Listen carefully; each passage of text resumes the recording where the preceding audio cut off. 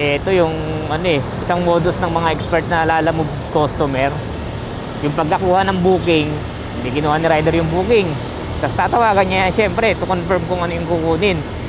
Ako, kahit alin number ng tawagan niya, walang sasagot dyan. Kahit ilang beses niyang tawagan yan, walang sasagot. Eh di, yun na, pupuntahan na ng rider sa area.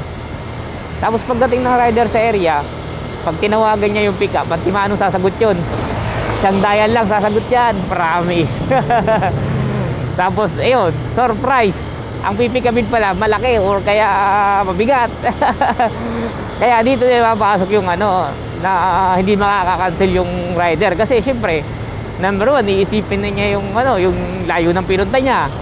Tapos syempre, yung ibang rider kasi natatakot na sa customer or nasisindak na. Kasi syempre, ano na nandun na harapan, aktualan na hindi na makakatanggi ngayon si rider. Kaya ano, choice na siya, kukunin niya na yung malalaking item, di ba?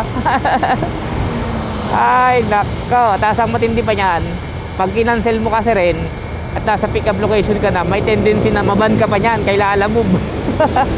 Kasi matitrace si lalamove na pinuntahan mo na yung ano, pinuntahan mo na yung pick up, tapos kinancel mo bigla o kaya kinancel ni customer. Yari tayo ngayon dyan kasi matitrace ni lalamove yun. Iisipin niya, kinuha mo yung booking, kinontrata mo. Alam mo naman yan si lalamove, tamang inalalagi yan. Ay wala lamang ayun, kaya minsan talaga hindi na nakakatanggi yung mga ano, yung mga rider.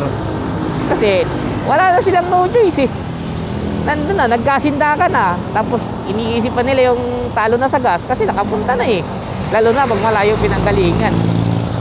Ay, buhay nga naman talaga